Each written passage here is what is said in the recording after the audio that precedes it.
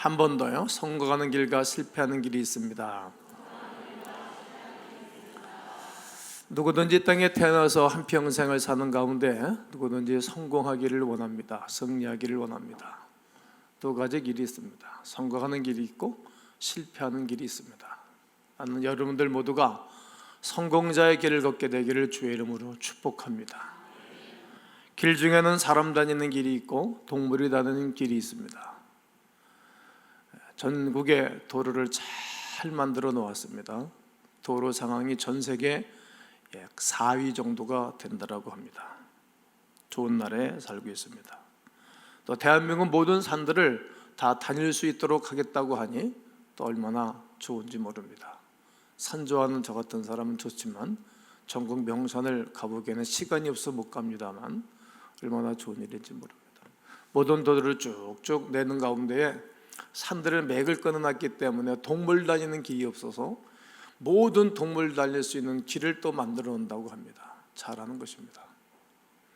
또 전국에 자전거 도로를 다 만들어서 모든 사람들이 건강을 위해서도 유익을 얻게 됐습니다.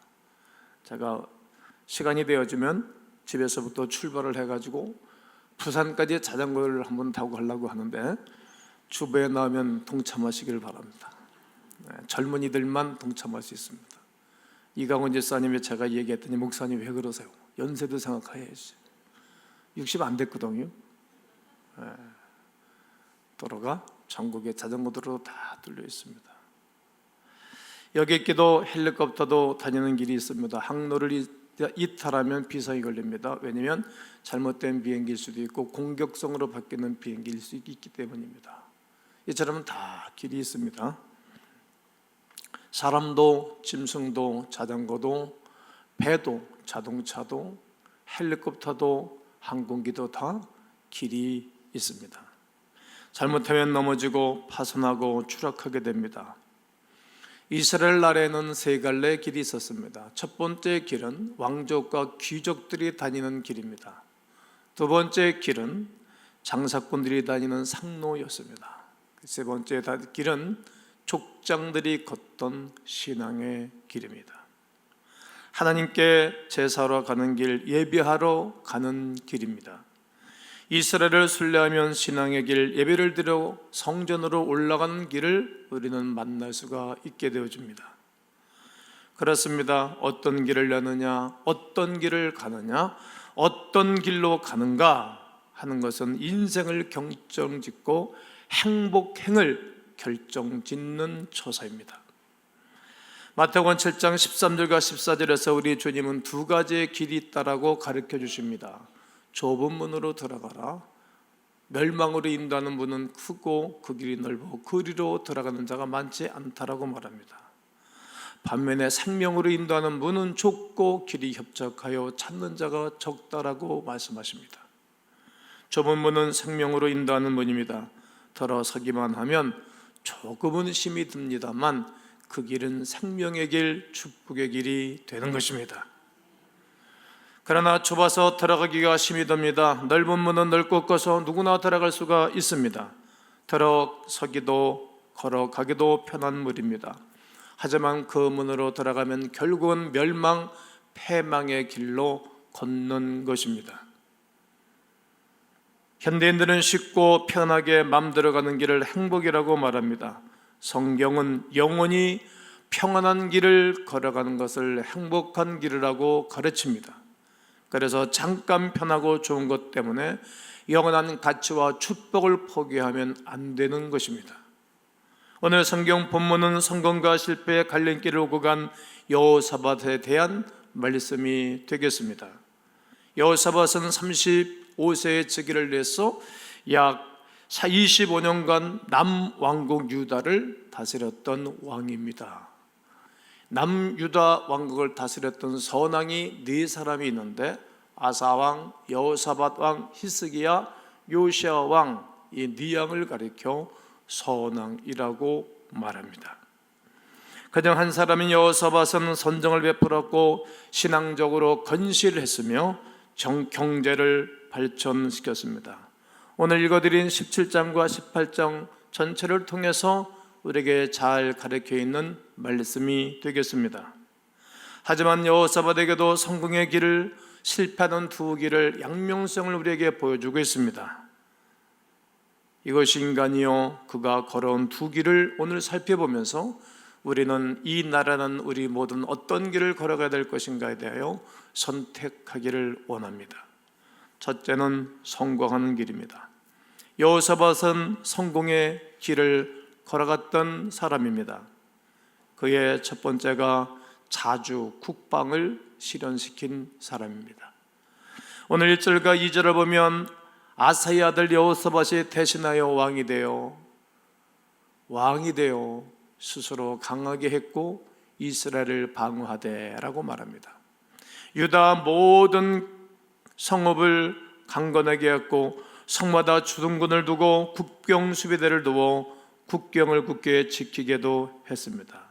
13절에 보면 예루살렘에 크게 용맹스러운 군사를 두었으니라고 기록합니다. 수도 경비대를 만들어 예루살렘을 지키게 했습니다. 그리고 14절로 19절을 다시 살펴보면 군대를 조직화했습니다.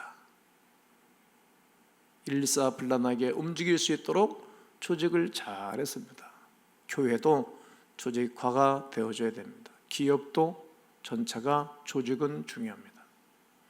용기 있고 지도력을 갖춘 지도자들을 사령관으로 임명했습니다. 부실하고 능력 없는 사람들을 내 친족이라고 내가 아는 동네 사람이라고 세울 수 없습니다. 공평하게 공명하게 리더십을 발휘했습니다. 전군을 통솔했습니다. 조직적이고 아주 행정적입니다. 지난번에 폭발 사건이 있었을 때 박근혜 대통령은 군복을 입고 정군을 통솔하는 모습을 보여줬습니다. 그때서부터 인기가 상승됐습니다. 군대의 숫자가 116만 명이나 됐습니다. 현재 우리나라의 군인은 약 60만 명이 조금 못 됩니다. 우리나라보다 배나 되는 군대의 숫자로 늘렸습니다. 즉 자주 국방을 실현시킨 것입니다. 내 나라를 내 힘으로 지키겠다는 것입니다. 우리나라처럼 세계 유례 분단 국가이면서 상대국인 북한이 수많은 미사일이나 무기가 남쪽으로 향하고 있는 것을 살펴보면 늘 우리는 불안할 수밖에 없습니다. 어떻게 해야 되겠는가 생각해 보아야 합니다. 거기에다가 핵무기를 개발하고 있습니다. 주변의 모든 국가들은 북한이 핵무기를 가지고 있다고 말합니다. 그러나 우리나라에서는 정부에서는 없다라고 말합니다. 저는 개인적으로 이렇게 생각합니다. 이북에는 핵무기가 있습니다. 북한은 남쪽을 적이라고 부르고 적과 통일을 하겠다라고 말합니다. 그러나 우리나라는 북한은 적이 아니다라고 말하고 있습니다. 도와줘야 한다고 합니다. 지난 열해 동안에 천문학적인 돈을 갖다 줬으니 이 일을 어떻게 해석해야 될런지 저도 잘 모르겠습니다. 여하튼 그러한 상황이 우리나라에 지나가는 일들이고 현재 실정입니다. 지금 일본은 집단적 자유권을 행사할 수 있는 법안을 통과시켰습니다. 금년 9월 19일 오전 2시 18분에 정상적으로 법적으로 통과를 시켰습니다. 제2차 대전은 패전국가로서 다른 나라의 영공과 영토를 갈 수 없도록 다 법으로 사인해놨지만 이번에 아베는 통과를 시켜놨습니다. 이제 전쟁할 수 있는 나라가 됐다는 것입니다. 언제든지 자국문 보호라는 명분으로 군대를 파견할 수 있습니다. 만약 한반도에 전쟁 징후가 포착된다면 일본은 자국문을 보호하기 위한 한반도에 일본군을 파병할 수 있는 나라가 된 것입니다. 지난번에 국방부 장관을 국회의원들이 청문회 할 때 질문하니까 네, 그리할 수 없습니다. 아무리 그렇다 할지라도 우리나라 대통령이 사인하지 않으면 일본군들이 한국 땅에 발을 들일 수 없습니다라고 말했습니다.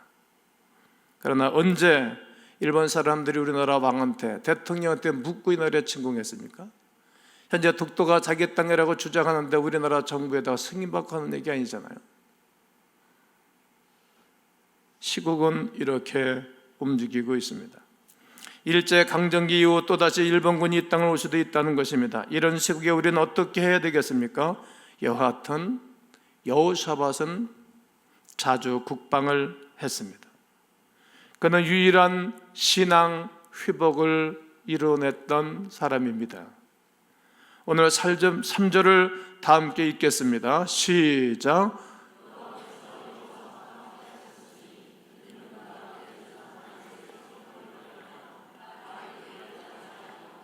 네, 여호사밧과 하나님이 함께했다는 거예요.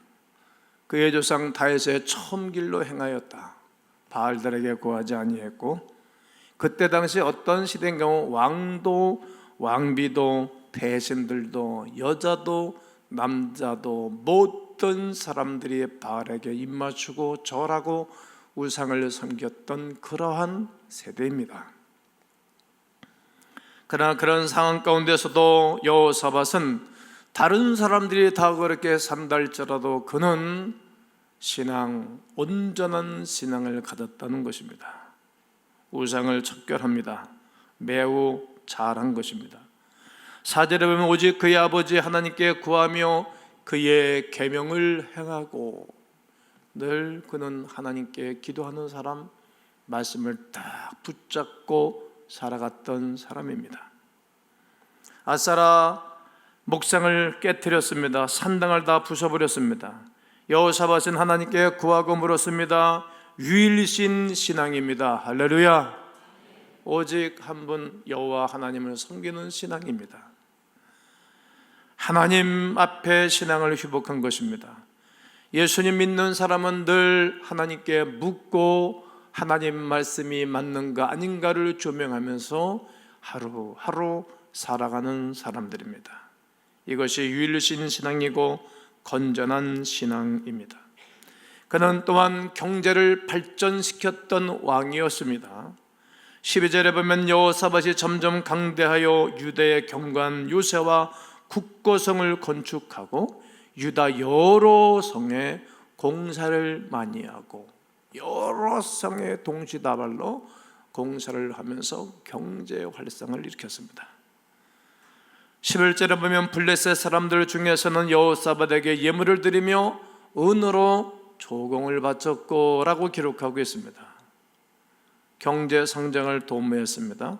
경제란 먹고 사는 기본적인 문제입니다. 물건이 잘 팔리고 물가가 안정되고 살기가 평안, 경제 안정이고 정치 안정입니다. 저는 설교를 준비하고 묵상하면서 이렇게 외쳤습니다. 블레셋은 늘 이스라엘 나라를 괴롭혔던 나라들입니다. 주여, 일본이 대한민국에 조공을 바치게 하여 주옵소서. 아멘 소리가 너무 적어요. 중국이 이 나라를 벌벌 떨게 하여 주옵소서. 한번 다시 해야 될 것 같아요. 일본이 조공을 바치게 하여 주옵소서. 속이 후련합니다. 성경이라는 거예요. 하나님이 함께하면 되는 것입니다. 불안하면 안 됩니다. 정치하는 사람들은 백성들에게 겁을 주고 백성들 마음이 불안하게 하면 안 됩니다. 교회 목사는 성도들에게 평안을 축복해 주고 그리고 지키심과 은혜 베푸심을 늘 베풀어야지 불편하게 만드는 것입니다. 집안에서도 아버지는 아내에게, 부모에게, 자녀들에게 평안을 만들어줘야지 불안하게 하면 안 됩니다. 여호사밧의 나라는 정치도 경제도 평안했습니다. 또한 그는 신앙교육을 잘 시켰습니다. 왕인데 얼마나 멋진 왕인지 모릅니다. 7절에 보면 미가엘을 보내어 유다 여러 성읍에 가서 가르치게 하고 여러 성읍에 다니면서 하나님의 말씀을 가르쳤다는 것입니다. 8절은 여러분들이 크게 한번 다 함께 읽습니다. 시작.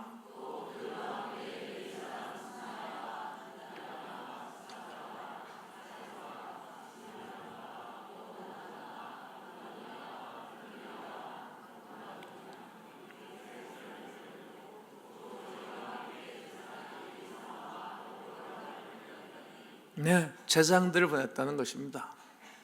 제사장 나이가 맨 나중에 20살까지 떨어졌던 거 여러분 제가 제사장 설교하면서 시리즈 설교를 하면서 여러분 말씀을 드렸지 않습니까? 제사장들을 다 여러 성읍과 유대에 다 보낸 거예요.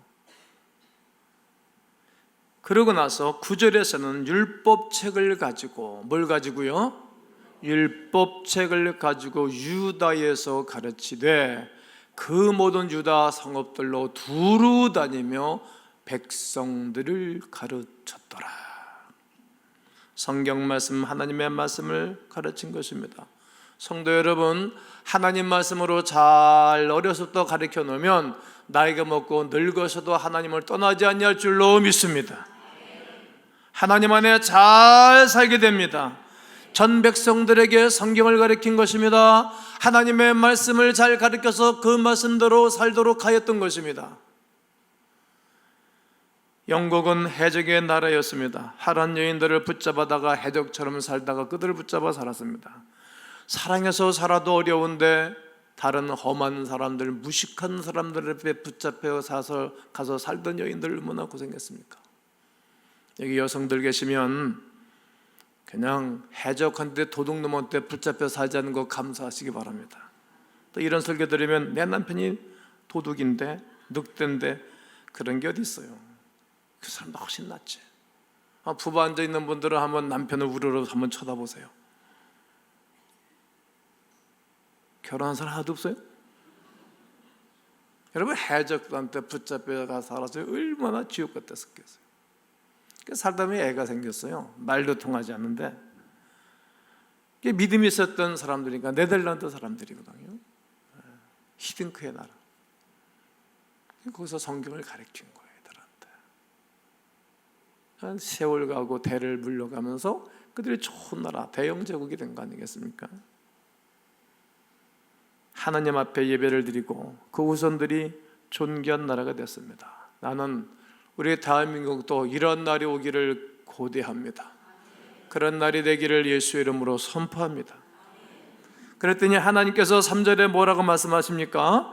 여호와께서 여호사밧과 함께 하셨으니 할렐루야.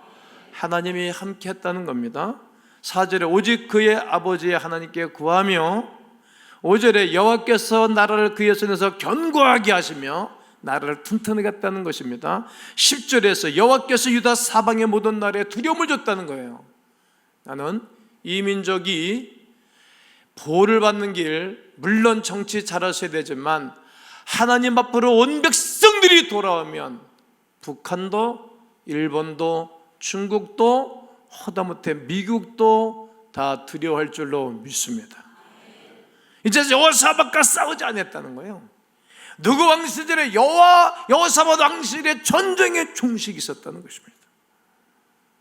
하나님을 바라보니 성공자의 길을 걸었습니다.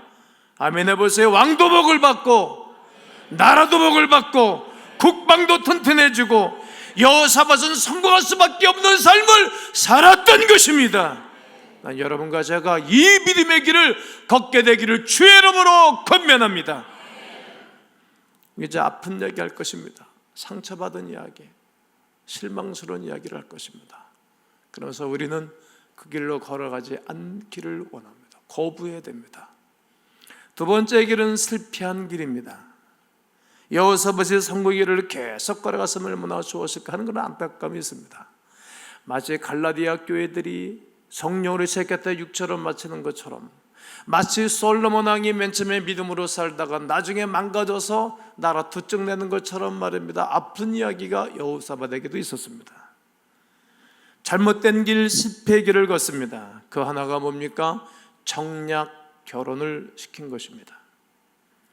역대하 18장 1절에 보면 여호사밧이 부귀와 영광을 끄게 털쳤고, 그러니까 하나님 딱 붙잡고 살면 다 주시는 거거든요.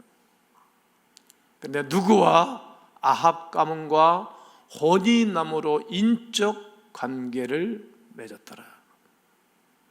이 아합 왕은 북왕국 이스라엘의 7대 왕으로서 22년간 정치를 했던 아주 악했던 왕입니다.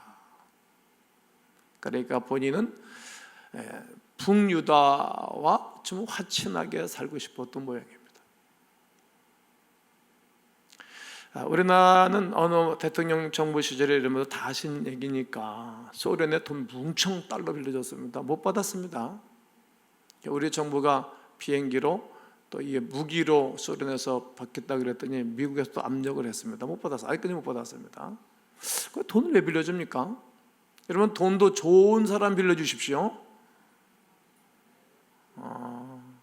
빌려주려면 좋은 사람, 비전 있는 사람, 바로 사는 사람 빌려줘야지 요상한 사람들은 다 뛰는 겁니다. 왜 거기 돈을 빌려줍니까? 나나 빌려줘야지. 왜? 소련, 중국하고 우리는 너무 가까워진, 난 너무 좀 불안합니다, 여러분. 중국이라는 나라 어떤 나라인지 알죠? 그 대륙 기절에 그동안 전 세계가 중국을 많이 침략해서 먹었어요. 그런데 들어가 살다 보니까 스스로 다 물러나간 거예요, 강국들이. 그 정책을 지금도 쓰는 거예요. 일본 사람들이 얼마나 많이 투자했습니까? 법을 바꿔서 다 손들고 나왔거든요. 설비한들 다 고철됐습니다. 우리가 계속 들어가 투자하고 있습니다. 나중에 또 손들고 나갈 거거든요. 악한 사람들에게는 돈 빌려주는 게 아니에요. 악한 사람은 손을 잡는 게 아니에요. 근데 그 일을 하는 거예요. 누가? 여호사밧이. 아합은 이세벨을 아내로 맞이하고 우상 숭배 앞섰고, 그리고 전례 없는 나봇의 포도를 뺏은 사람입니다. 그리고 70명의 제사장들을 목을 잘라 죽인 사람입니다. 목사를 죽인 사람들입니다. 그리고 엘리야, 그 경건한 하나님의 사람을 죽이라고 명령한 사람입니다. 어떻게 이런 사람과 정략 결혼을 합니까? 성경은 아합을 이렇게 분명히 표현하고 있습니다. 읽어봅니다. 시작. 오므리의 아들 아합이 그의 이전의 모든 사람보다 여호와 보시기에 악을 더욱 행하여. 아합은 그 이전 모든 사람들보다 악했던 사람. 어떻게 이런 사람의 자녀들과 정략 결혼을 합니까? 정치가 그렇게 중요합니까? 밥 먹고 사는 문제가 그렇게 중요합니까? 돈 버는 일이 그렇게 중요합니까? 그 일로 인하여 어떻게 그런 가문의 자녀와 자기 이득을 위하여 결혼을 하는 겁니까?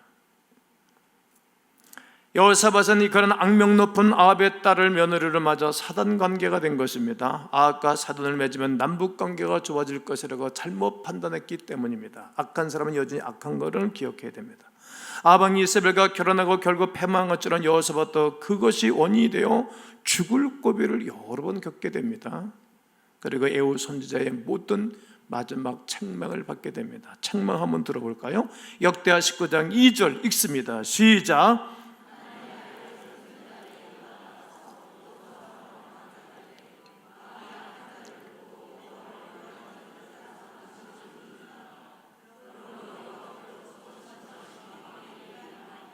네, 악한 자를 돕고 하나님의 미워하는 자를 사랑하는 것이 옳은 것입니까?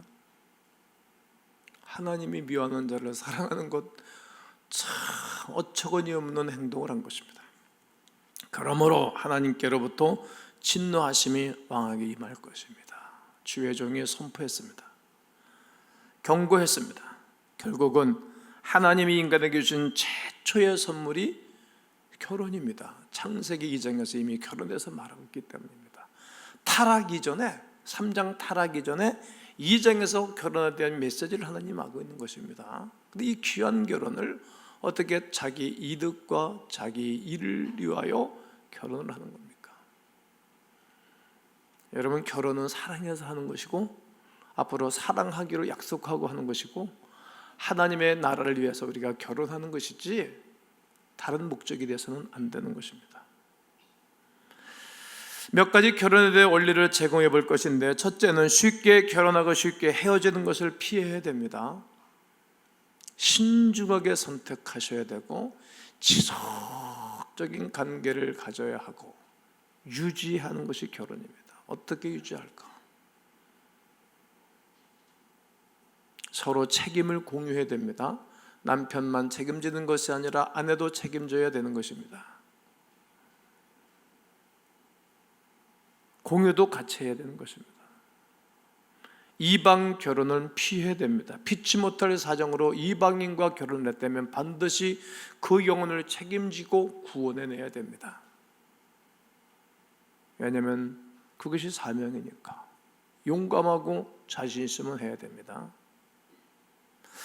행복은 서로의 노력과 인내, 이해와 협력으로 성립됩니다. 이해하는 거예요. 아내를, 남편을. 그리고 협력하는 거예요. 협력, 협자가 십자가에다가 십력자를 세 개를 딱 붙이잖아요. 십자가를 중심으로 서로 십을 쓰는 거예요, 부부가. 그리고 오래 참는 거예요. 우리가 상대를 고치려고 덤비면 안 돼요. 뜯어 고친다, 점점 어려워져요. 제가 결혼해 보니까 알아요. 안 돼요. 오래 참는 거예요. 저는 어머니 밥을 31년을 밥 먹고 살았잖아요. 31년을. 어머니 반찬 맛이 입에 내가 뱄죠.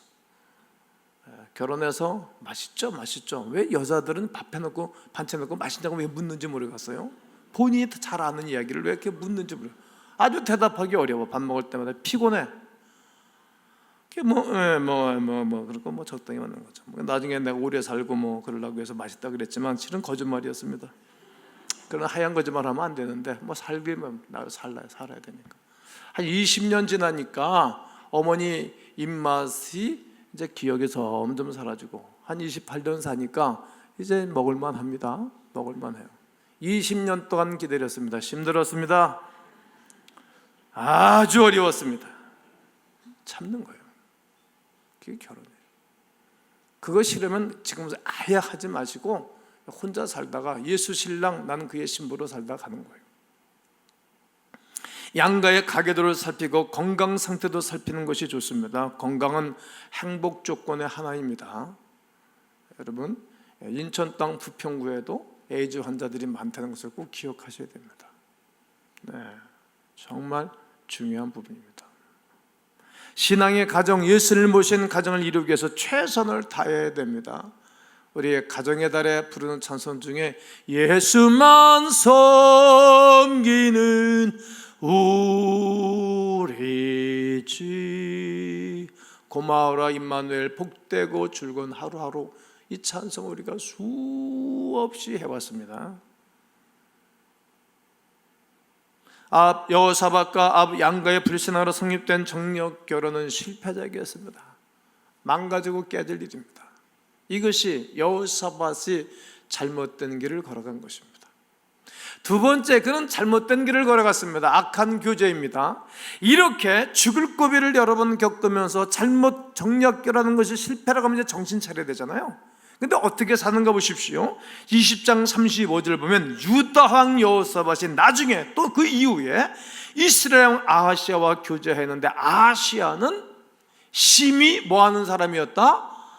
악을 행하는 사람, 악을 행하는 사람이었다는 겁니다. 근데 아하시아는 누굽니까? 조금 전에 말씀드린 아방의 아들입니다. 아방이 나중에 비참하게 죽지 않습니까? 그리고 왕이 된 사람이면 저 사람이 잘못 살았구나. 그리고 이제 그 관계, 그 유다와의 그 관계를, 북유다의 관계를 정리해야 되는데 그 아들과 또 다시 교제했다는 거예요. 36절에 보면 두 왕이 서로 연합하고, 두 왕이 서로 연합했어요. 배를 만들어서 경제 성장을 가져오겠다는 거죠. 다시스로 보내고자 하여 에시온 개빌에서 배를 만들었어요. 세계 무역의 활로를 뚫기 위해서 양국 합작으로 배를 만들었다는 것입니다.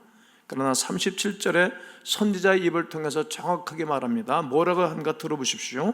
마레사 사람 도다와우의 아들 엘리에살이 여호사밧을 향하여 예언하여 이르되 왕이 아하시아와 교제함으로 여호와께서 왕이 지은 것들을 파하시리라 하더니, 예, 그 배들이 어떻게 해요? 한 번 더요. 어떻게 해요? 부서져서 다시스로 가지 못하다 하나님이 부셔버리겠다는 거예요. 바벨탑이 무너진 것처럼 하나님 무너뜨리는 거예요. 왜? 그냥 두면 하나님 손해나니까. 나 같은 경우에도 그렇게 하겠죠. 예, 제가 목회하는데 어느 부서가 영 계속 손해를 끼면 없애버리죠. 그만하라 그러죠. 그 당연한 거죠.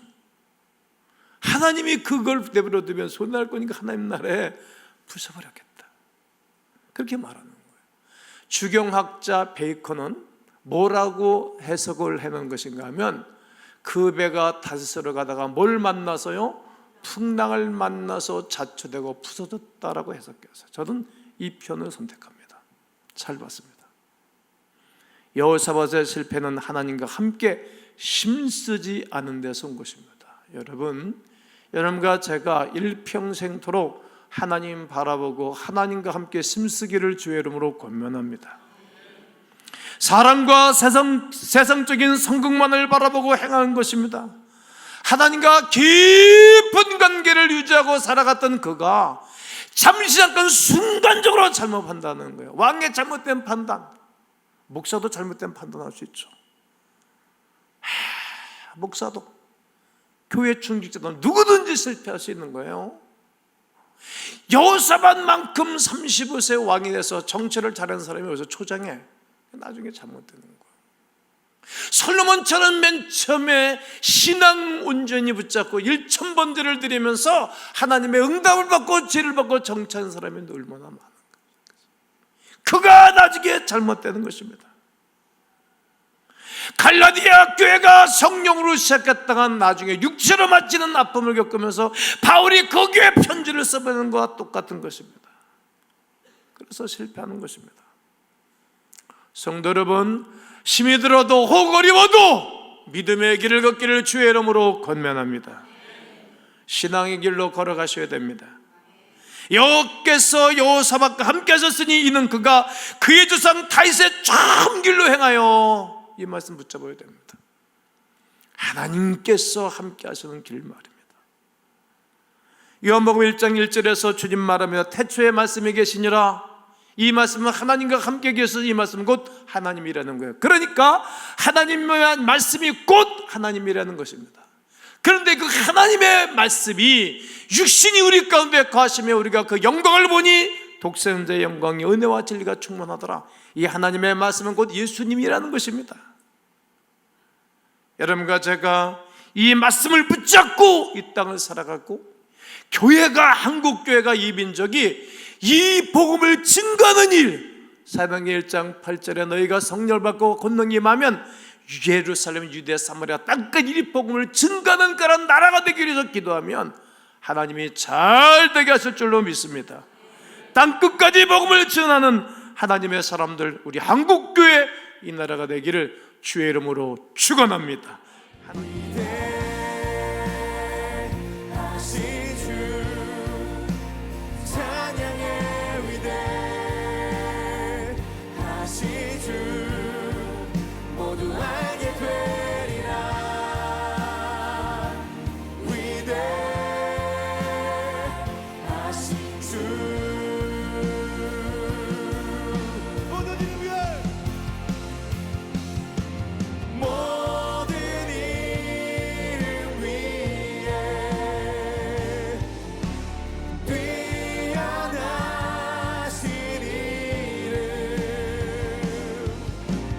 time